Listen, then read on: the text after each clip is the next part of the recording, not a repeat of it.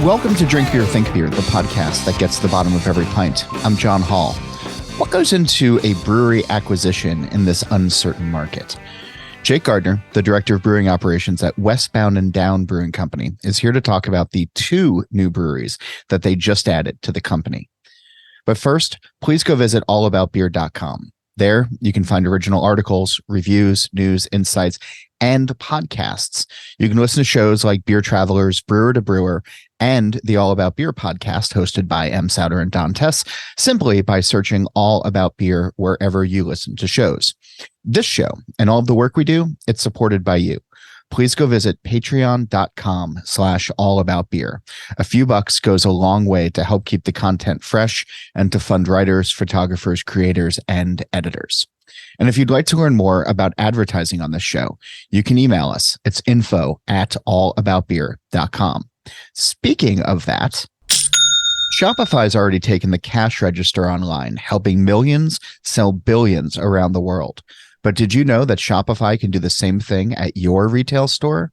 Give your point of sale system a serious upgrade with Shopify. Get hardware that fits your business.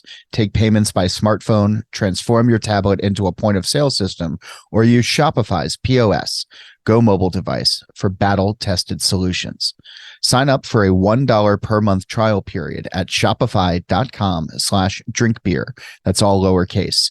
Go to shopify.com/drinkbeer to take your retail business to the next level today. Shopify.com/drinkbeer. Last week, Westbound and Down Brewing announced that it had acquired 2 breweries, Aspen Brewing and Capitol Creek Brewery's brewpub, both in Colorado's Roaring Fork Valley. The deal, says Jake Gardner, the Director of Brewing Operations at Westbound and Down, is part of a plan the brewery has been eyeing for a while. There is a desire to expand in a meaningful way while still staying true to the brewing ethos that has guided Westbound since it opened in 2015.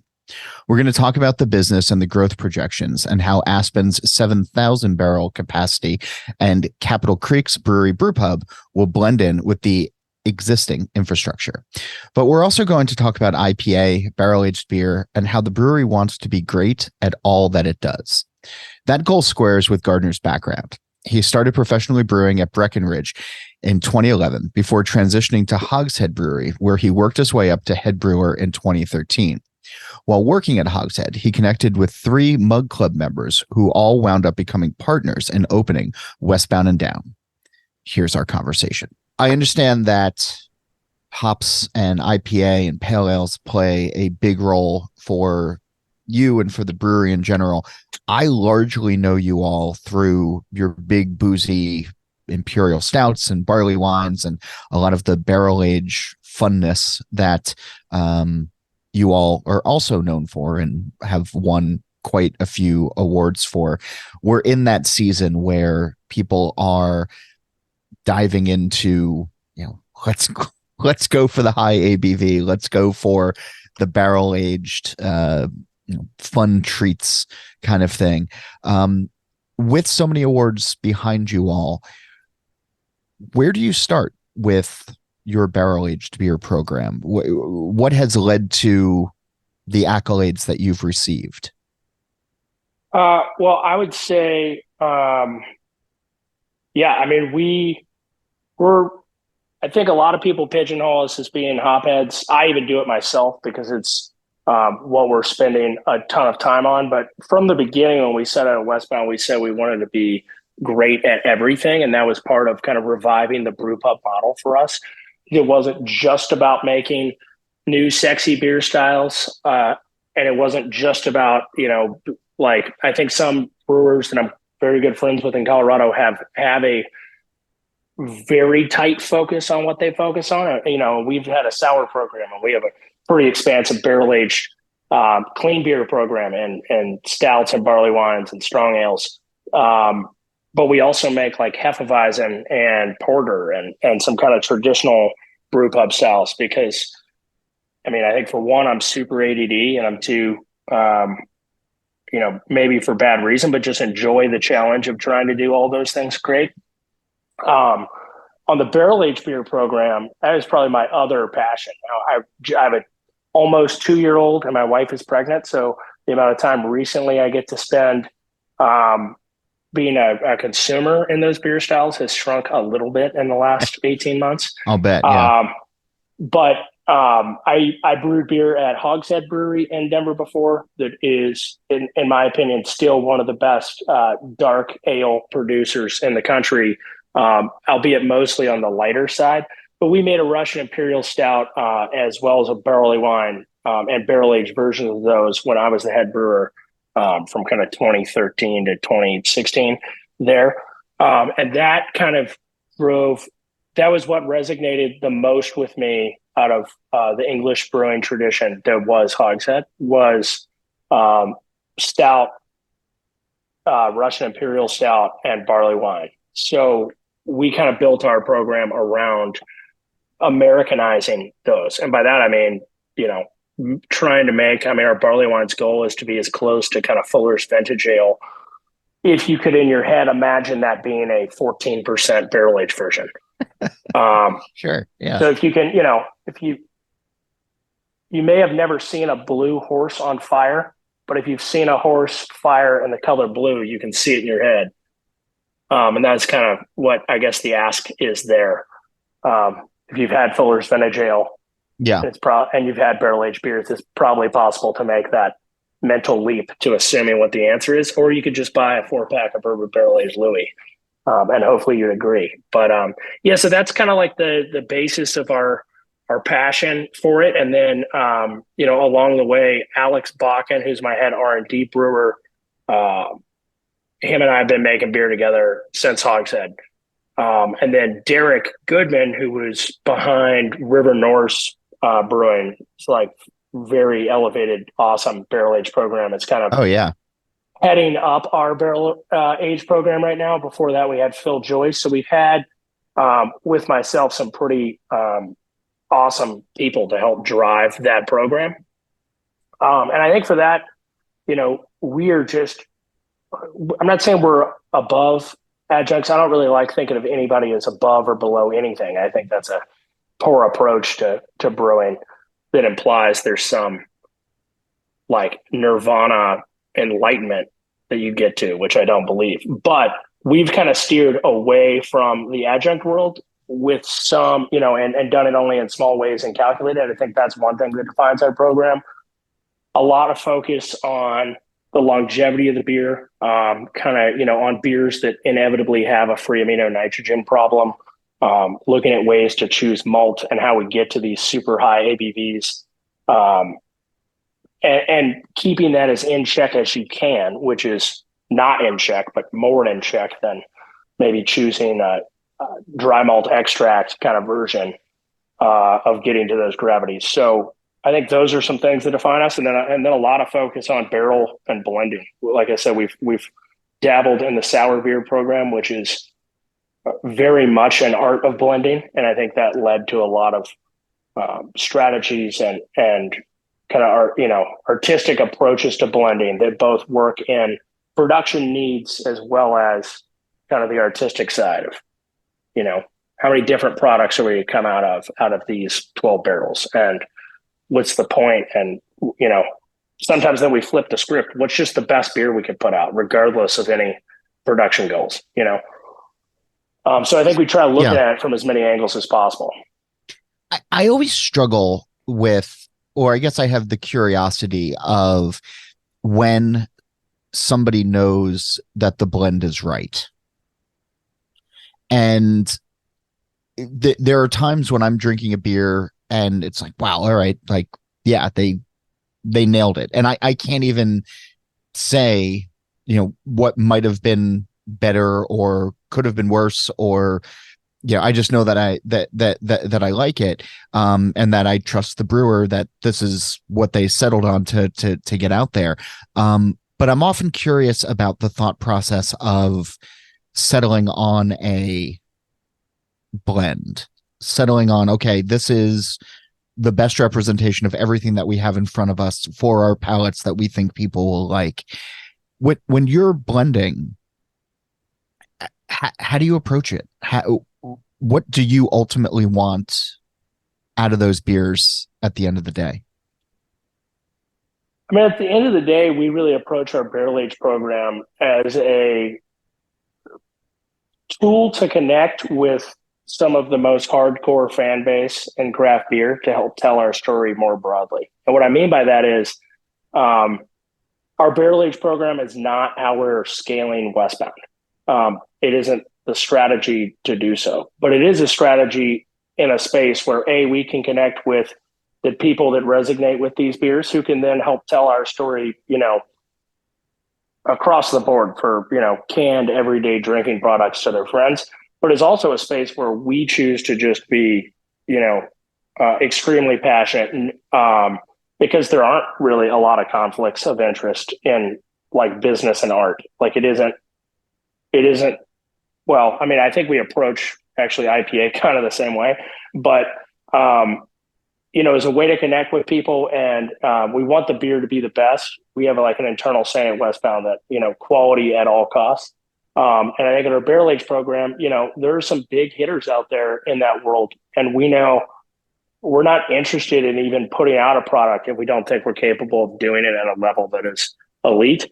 So, that's one thing we consider, but it's hard because I think there's this constant battle in your head of like, even as a consumer of both, whiskey and barrel aged stout and barley wine, that like single barrel signifies maybe the highest, the most sought after product. There's the least of it.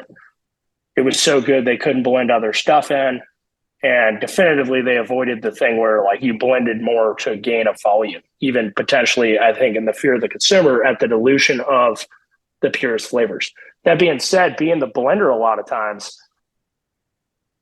we've never, like, the blended products are always better. If you go into them with the approach of this isn't a volume goal, this is just like the law of averages, like you're going to have holes. And it's very rare that an individual stout recipe in a single barrel delivers on all the complexity that three different stout brews from three different ages and three different barrels can all bring together. Like if even without tasting the products, I would bet you right now that we could just pick three barrels and it would be better than probably even if you got to hand pick the best barrel, So there's this balancing act of that. And like all rules, they're meant to be broken. And occasionally, like we had a Stag Louis that just came out in our membership, and it's stunning. I mean, it was literally perfect. We were like, this is better than any of the blends. But, that's one out of maybe 100 barrels of Louis over the last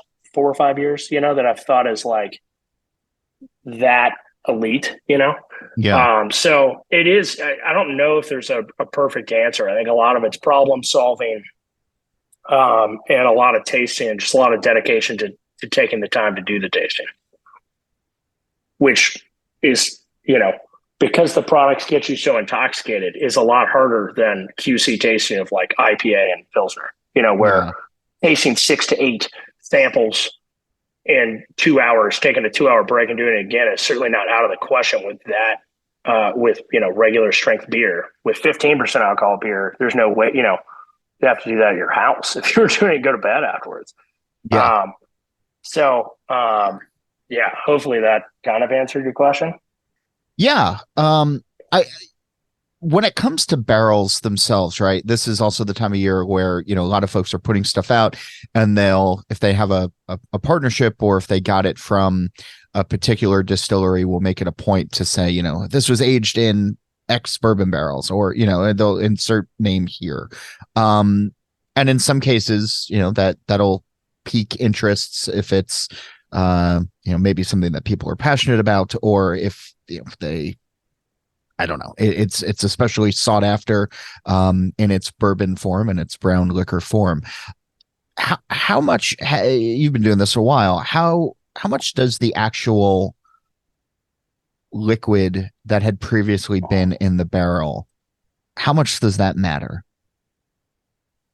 A lot and none, kind of both at the same time. But what I mean by that is, bad whiskey like if there's a lot of like the actual spirit imparted in these fresh dump fills with beer, products, like a lot, we think. So, if the product isn't good on its own, we've had zero chance with those producing good product. And we learned that kind of the hard way quickly and have not repeated that. Like if we don't like enjoy drinking the bourbon itself, we don't use that product. Now, that being said, the other thing that we've noticed is true. And again, all these are just kind of observations by us that we now treat as rules as Westbound. But it's, in general, though, we've noticed that a lot of these high age statement whiskeys, which are certainly my favorite products to drink on their own, don't often produce as good of stout or barley wine coming out of them as a younger version of the same one does. For example, Weller. Weller barrels are fairly available. Yeah. I think they're phenomenal at making stout. We like to make a roastier stout than I think is kind of in vogue right now. But using kind of the soft, sweet, rounded edges of that wheated bourbon and kind of the way that whiskey interacts with the wood really comes through in a lot of our stouts. And I think brings a rounded, sweet bourbon quality to us, our version of Imperial Stout. Double absence being kind of the core of the three we make the most of. We have three different stout recipes that we blend together. And, we've certainly had the Weller Antiques and the Weller 12. And don't get me wrong, like I remember a Weller Antique that was a barley wine barrel that was phenomenal. Like, again, there's always going to be these things that are outside the standard deviation, that are anomalies. But in general, I'd take a Weller green label, like they're just standard Weller barrel over a Weller 12. And the logic, I think, is like there's only but so much oak to give out of a barrel. Mm-hmm. And after 12 years, it's given most of it. Now, that doesn't necessarily mean the Weller green was not just as good a whiskey. It just wasn't aged as long. And I know, there's probably some blender, at Buff Trace doing the Weller that is, picking the stuff that will age better. So I do get that there is probably a quality difference of what is green and what is the black label, the 12. But from our experience, the 12 has less oak complexity, even if it might have slightly better whiskey, bourbon qualities. So we like really high-end producers and then generally like their younger whiskeys. If I were to generalize, but that being said, like the product we put out for our members called 23, it was a double barrel aged product that all of the double went into Pappy 23 barrels, and that it was phenomenal. I think it worked really well because we also had used some younger barrels first before we double barreled. So you just got all this nuance out of the 23. I think if we were to do a single barrel 23 or Pappy barrel, I'm not sure that would render the most complex stout out of it. So that being said, none of these things are always true. So it's kind of a generalization. Beer is a series of contradictions. You mentioned before roastier stouts being in vogue at the moment. I was saying the opposite of that. I was saying I think we make them that way out of just, maybe our heads, too far in the sand and too much historical beer book reading. But I think that the trends are towards sweeter and sweeter and kind of lowering roasted malt content.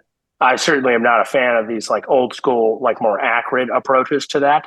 But simultaneously, some of the very sweet stouts that are in vogue right now is not how Westbound approaches them, was what I was trying to say. Gotcha. I wanted to sort of talk about where consumer preferences are right now, because I often look to Colorado for guidance. I think with such a mature beer scene, with so many breweries, with a consumer base that is probably more in tune with their drinking likes in the beer space, maybe more than any other state. Where's the IPA conversation these days? Well, pause there I'm simply I'm because gonna I'm gonna get I'm gonna get hate mail from 49 other states, but I'm gonna stand with that I'm gonna stand by my statement for right now until somebody tries to prove me wrong. Well, I'll take the compliment for Colorado. Our brew team in general, like I think one thing we think about, and I'm very proud to be part of Colorado's craft beer scene. I think it's got a long history, like a lot of beer scenes, is through a topsy-turvy moment in time. Um, but I certainly appreciate, you know, that statement because I love Colorado craft beer. I love the consumers here, and I love the culture around it. And I always challenge the brewers I'm buddies with here, and our own team of like making sure this is maintains its position in kind of the top 3 or 4 beer scenes in the country. So I appreciate that first and foremost. Asking where IPA is here is a complex question, because we've seen a lot of trends back to West Coast IPA, which we are celebrating at Westbound, and certainly think we've been pushing the needle, like trying to move the public in that direction because it's what very light, what I call lean and mean San Diego style IPA is like my favorite thing. So, sorry, I got to switch off these headphones real quick. Okay. Still there? Yep. Sorry, my headphones died. So lean and mean IPA is, we love that. Very consumable, highly hopped, clear IPA is a passion of ours. That being said, we're just kind of hopheads. And without a doubt, our best-selling product is Juice Caboose, and we love hazy IPA too. I mean, even when we make Pilsner, our Italian Pils is like a highly dry hopped Pils just with German hops for the dry hopping. So using hops is not a problem at Westbound. We're pretty good at it.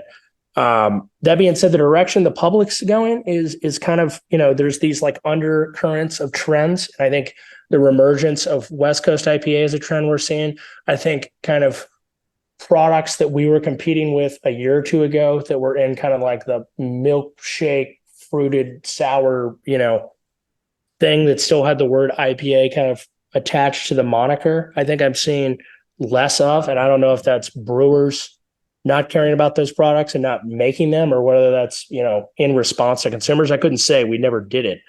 But I've seen a lot less of that tying up shelf space, a lot more West Coast. Certainly our West Coast IPA sales have continued to grow. So we see that trend. But I think in general, if I were to summarize those two things, I think Colorado at least is seeing a trend back towards IPA that's consumable, IPA that, is meant to be drank in volume or, as an everyday drinker. And I think, that's something we support because that's why we make it, because I like drinking IPA daily. And, Westbound IPA is my favorite version of doing that. I want to go back to something that you said earlier, because it's been in the back of my mind, and growing a little bit, of be great at everything. And we've seen in the last couple of years, at least, brewers going all in on one, maybe two things, and trying to say, okay, I'm going to be the best lager brewery I can be, or I'm going to, make the best adjuncted stout that I can make, or I'm going to be a Hefeweizenhouse, or like whatever it is. Right. And that be great at everything, it made me twitchy, because it seems like an almost impossible task. It is. It is. But that being said, being the best at anything is a lofty goal and a nearly impossible task. Sure. I think we just kind of play by the rule. Like, if we want to do it at all, we believe we can contribute to the conversation. Like, I'm just not interested in being a copycat or a wannabe at anything. And that doesn't mean that, like, if we try something new, we expect we're going to be the best in batch one, but that we think we can contribute to a larger conversation here in Colorado craft beer, or even broader, and that we're contributing a unique take, a unique product, a product that is not just like, oh, this is like a wannabe version of something else. Like Ashley at Beershot is one of my best friends in the industry. And my goodness, she and Bill could not do a better job at making Helles and Pilsner. It is no coincidence that we don't make those beer styles. Like I don't have, even in this local community at Current, something to contribute. Like if I wanted to, it would have to be an all-in move towards decoction and lagering beer and having the same dedication they do, which is not in the immediate plans for certain. So that's like an example of where we're not trying to do that great. But if we were, we would need to take all those steps. I would want to be in the conversation with them about that, or I don't want to do it at all. Otherwise, as a drinker, I just rather drink their product. So authentically, I don't want to make a product that I can't say, hey, I think we're the best at this, or the best local at this, or we're in part of some conversation as a unique or elite or both product. And if we don't think we can be in that, then, I couldn't authentically tell people they should buy ours. So I don't want to make it. I don't want to make a German Pilsner. I mean, don't get me wrong. We make one and I think it's awesome. It isn't a package product for us because people ask me, should they buy it? I'd be like, I would personally buy slow pour, would be my answer. So, why would we do that? So that's, I guess my best answer at it is that it is a lofty goal. But I think there's a lot of easier ways to make money than to run a craft brewery. So if your goals aren't lofty and to have tons of fun, you should switch industries and make money easier because there's a lot of easier ways to do it. More in a moment, but first, this message. Customers are rushing to your store. Do you have a point of sale system you can trust, or is it a real POS? You need Shopify for retail. Shopify's sleek, reliable POS hardware takes every major payment method and looks fabulous at the same time.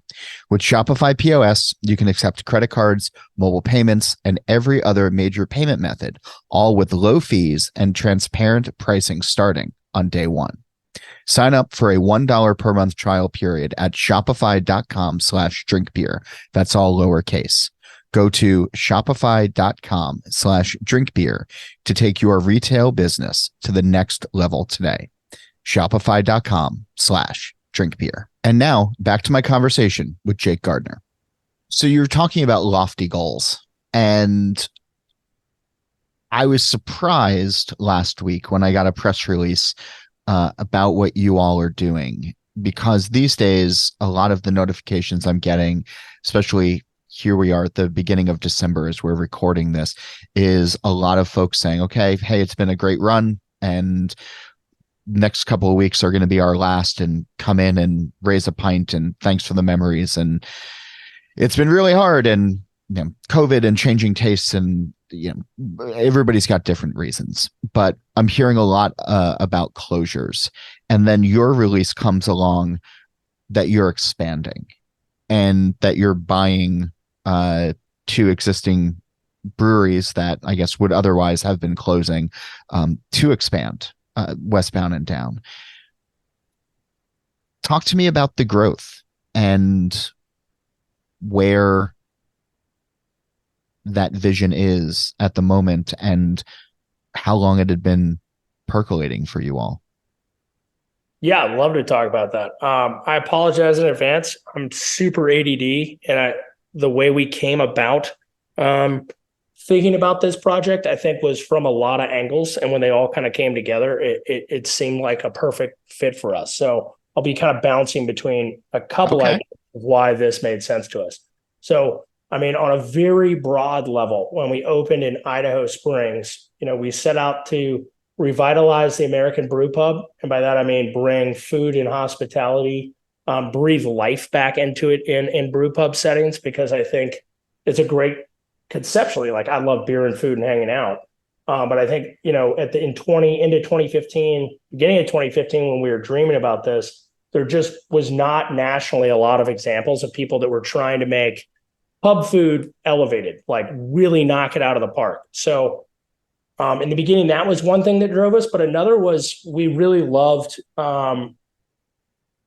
being a gateway to the outdoors, either on the way back from, Idaho Springs. The whitewater rafting is awesome. Fly fishing right in town is awesome. Mountain biking right in town is awesome. And then there's equally as awesome more opportunities as you head west. And we're on the way back. If you're from Colorado and you ski in Colorado, population wise, you're driving probably right back by us. I've done it once or twice. Yeah. So that was like the original vision, is being, connected to what we at Westbound all believe is like the coolest thing Colorado has, is our amazing backyard. So, we do have a spot in downtown Denver, and that was more of just like downtown's getting stressful. People might need a beer while they're dealing with that stress. But, being in Boulder County and Lafayette, like also great trails and park systems right up on top of us. And then Aspen, obviously, and Basalt are two towns that are exemplify that in spades. I mean, the outdoor adventure opportunities are boundless. So that was top of mind. Two was back to, revitalizing the American brewpub. Aspen Tap, which is kind of Aspen Brewing's downtown Aspen tap location, has a lot of potential. Its location is incredible. So we were really stoked about that. And it, conceptually felt like something we could really bring improvement to. And then the Capitol Creek Brewery really has an awesome chef. His name is Hank. I'm blanking on his last name right now, but who is knocking out of the park on the food side. Their beer program was very intentional. It seemed like they were a younger version of what we set out to do in 2015. So culturally, it felt like a fit. Like these, the Capitol Creek side seemingly had a lot of the same guiding principles to why they existed and what they wanted to offer the community. And the two at large, connected with our desire to run brew pubs specifically in, mountain areas.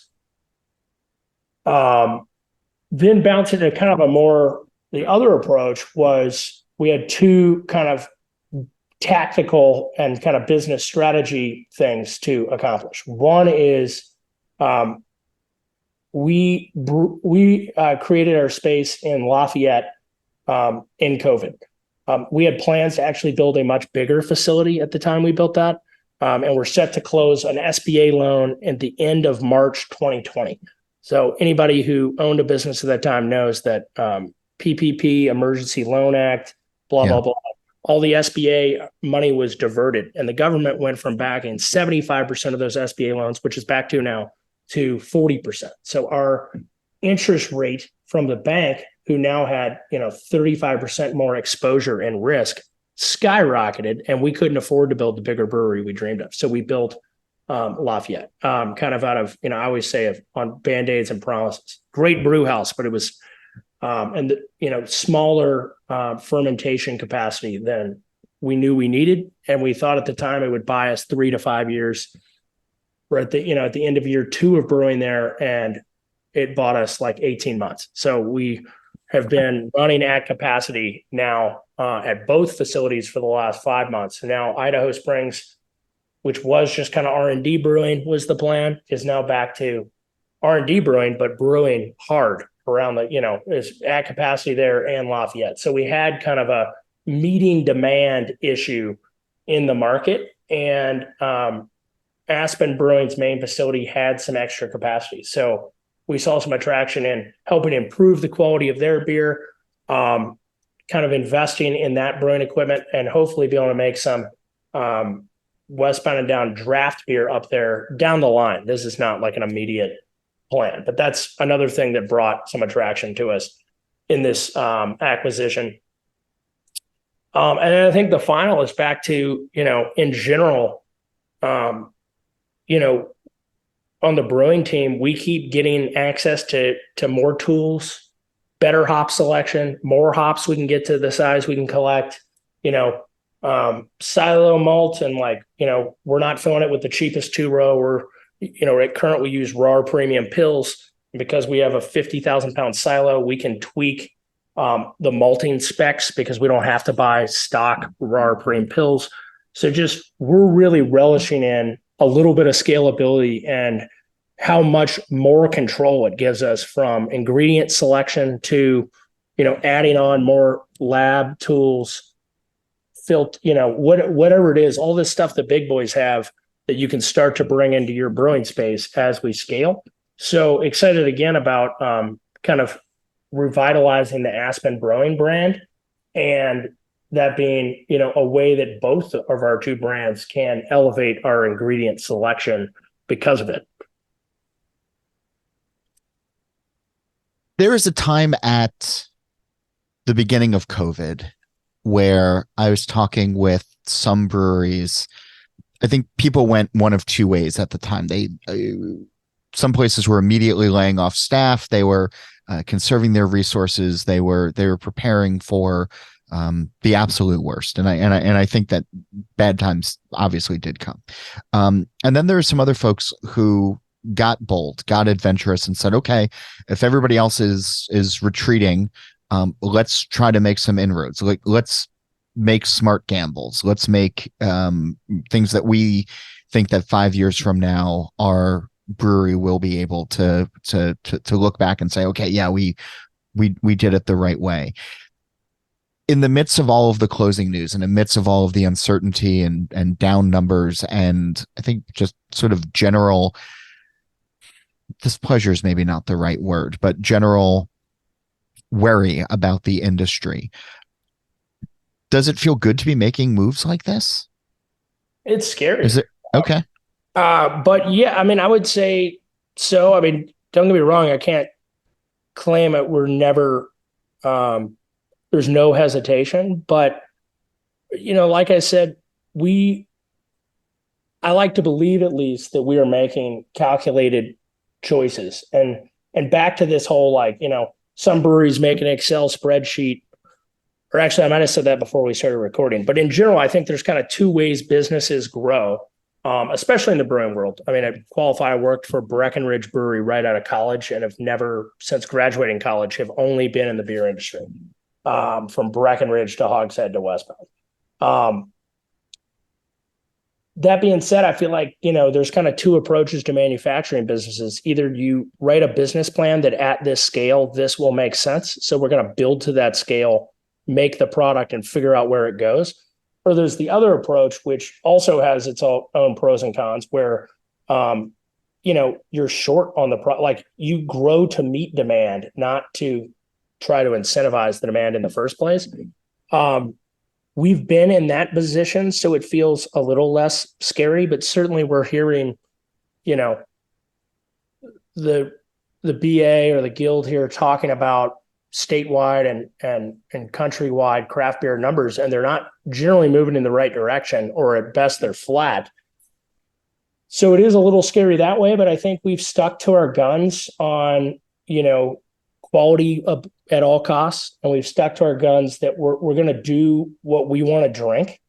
So I think we built a lot of trust in the community here of people that are just like, hey, it might be a new product from Westbound, but Westbound doesn't do weird shit, for lack of a better word. They just if they have a new West Coast IPA, all the last ones have been good. Or they make a new hazy, they make if they're going to use a vanilla beans in a barrel aged stout, whatever it is. Even when we go outside the box, I think our consumer base has realized it's fairly calculated. We've been big believers in not letting our consumers drink our experiments. We experiment, sure, and we're ready to put a product out there. We do. And I think that's, people didn't stop drinking. I'm positive of that. It's, they're drinking some alcohol and they're drinking somebody's beer. So I think there's always room for growth there.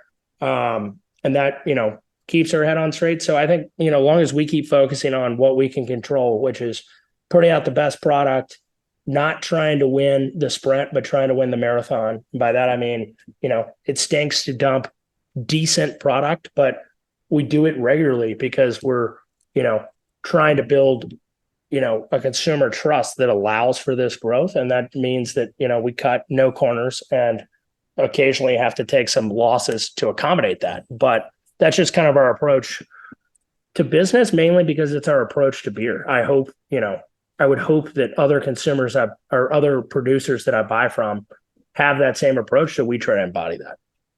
I like that. The acquisition's already gone through. So for those who are local, for those who are kind of paying attention to everything, when do you anticipate folks will start to notice the Westbound touch? Great question.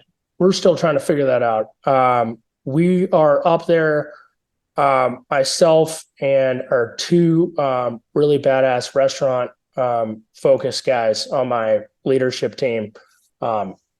Casey Taylor and Matt Husted are up there right now, with the plans of at least one of the three of us being in the Roaring Fork Valley for months to come. We're kind of in a learning phase. We are from Colorado. We're not from the Roaring Fork. They were both viable and successful businesses on their own. So we don't have to rush in and resuscitate, this is that's helpful. Yeah. Which is awesome because, we're not the experts at what they do. We're not the experts in that valley. So I think going there and just being recognizing that there's some really strong leadership and teamwork and culture already in place. And we can kind of just absorb and see that for a minute. And then, there's some things that come up on day one that are oh, hey, would you consider this SOP or, whatever, we went through this same thing and this improved beer quality, but in other cases, there's a lot of there's already been things that Westbound have learned by spending even just 2 days up there last week, brewing with their team. So we're kind of balancing, to set a timeline. I'm not sure. And I'm not sure how everything will be branded when it all shakes out, but I do know, we want Westbound and Down to be in the Roaring Fork Valley as a brand. And we're excited to be working with the teams that are already up there to bring Westbound and Down to that valley.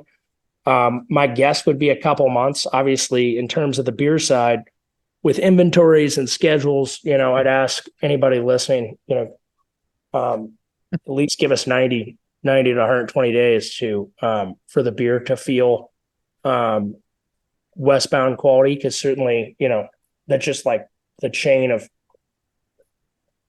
stuff already in tanks all the way to already on shelves. It just takes a while to totally flip a program around. But we're really excited about their brew team and amazed by what they pulled off, very undercapitalized before, and think we can, as a team, really elevate Aspen Brewing brand and kind of bring that quality way up. So excited, problem solving, I think, is, problem solving and drinking beer are probably the two reasons I'm in this industry. Is I love drinking beer and I love problem solving, and beer kind of puts you in constant problem solving equations, whether you're on the brew deck trying to write an entire brewing schedule or hoppy beer program or whatever it is. There's a lot of problem solving. And I like beer because at the end of the problem solving, you get to drink beer, as opposed to other jobs where you're still just at a desk at the end of the problem solving. I dig that. I've been asking folks on the show for, gosh, I don't know how long now, the green door question, which the premise is on the television show The Good Place. They introduce a concept of the green door in the final season where the characters can walk through and be anywhere doing whatever they want to be doing. And so if we had a green door on our plane of existence and this conversation ended and you could walk through it and be at any pub or any brewery anywhere in the world, where would you like to go? Who would you like to be with? And what would you like to be drinking? Oh, man, that's a monster question. Well,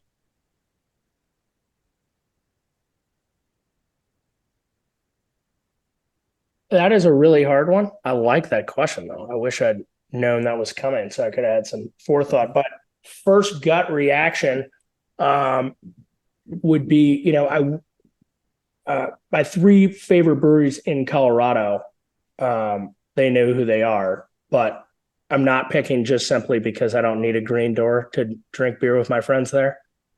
I think I'm going to have to go with Grains of Wrath in Camas, Washington.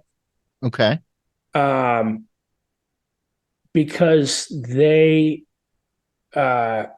Mike Hunsinger there also lives, like, they also want to do everything great. And man, do they hit that out of the park. That Hellas, their rivals, is certainly at least in the same league as Beer Shots, and his West Coast IPAs are to die for. I mean, you go in there and just try to pick something, you're like, he's got to have screwed up this, like, lemon lime goza. You're like, man, I don't even like that, and this one is awesome. He seemingly doesn't miss, and the crowd, my kind of West Coast beer friends seem to acknowledge that. So I would say I would be there with, any combination of the Comrade, Cannonball, Westbound, and Beer Shot team drinking, and possibly, some of our other San Diego buddies. Luckily for all of us, we don't have to have a green door. We basically do this at Hop Selection once a year. Yeah, I was going to say, yeah.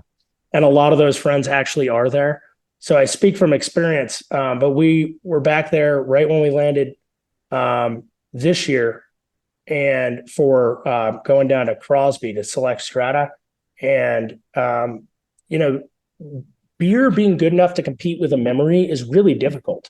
Like when you go to Europe and maybe you have, beer at Augustiner in the Keller House, right? The beer gets better. It's almost like fishing. Like the fish get bigger in the memory of the story than they do. And the beer does too, right? Like it will be the best lager you've ever had.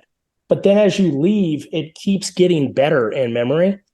So to come back a year after having done that at Mike's place, and it be that mind-blowing again, really speaks to the quality. So, hats off to the Grains of Wrath team. I think that's what I got to pick, just because when beer in your hand beats beer in your memory, that's about the tallest order. And it delivered on that. So, and it's just a really cool place. If anyone hadn't been, food's awesome. They have a similar kind of focus to we do. So I might have a higher affinity to their beer selection and, that they run a brew pub. But that's the most excited I've been about. Hell, we brewed a collab beer there and opened and closed his restaurant. We were there before they opened. He kept being like, let's go check out this other place in town. And we were like, we're in love. We're just going to drink beer for 12 hours. Stay right here. Yeah. So I dig it. I'm going to put it on my list of places to visit. In addition to your growing empire. Thanks, Jake. I appreciate you being on the show this week. Oh, thank you so much. I really appreciate your time. And great podcast. Thanks for having me on. If you need to reach me, get in touch with questions, comments, guest suggestions, email's the best way. It's John Hall. That's JOHNHOLL at allaboutbeer.com. A reminder, go visit allaboutbeer.com, where you can check out the podcast page, the merch page, and read great new content, as well as the archives going back to 1979. Follow All About Beer on social media at All About Beer. And if you're interested in supporting journalism in the beer space, email us at info@allaboutbeer.com or go to patreon.com/allaboutbeer. Speaking of that, here's a quick word from this episode's sponsor. You know that's the sound of another sale on your online Shopify store. But did you know that Shopify powers selling in person too? That's right. Shopify is the sound of selling everywhere. Online, in-store, on social media, and beyond. Connect with customers in-line and online. Shopify helps you drive store traffic with plug-and-play tools built for marketing campaigns from TikTok to Instagram and beyond. Sign up for a $1 per month trial period at shopify.com/drinkbeer. That's all lowercase. Go to shopify.com/drinkbeer to take your retail business to the next level today. Shopify.com/drinkbeer. I'm sure you haven't, but don't forget, All About Beer has a podcast channel now. Search and subscribe on your podcast platform of choice. Steal This Beer has new episodes every Monday, and the BYO Nano podcast comes out on the 15th of every month. As for this show, Nate Schweber does the music, Jeff Quinn designed our logo, and I'm John Hall. New episodes release every Wednesday, and that's when I'm going to be back again to drink beer and to think beer.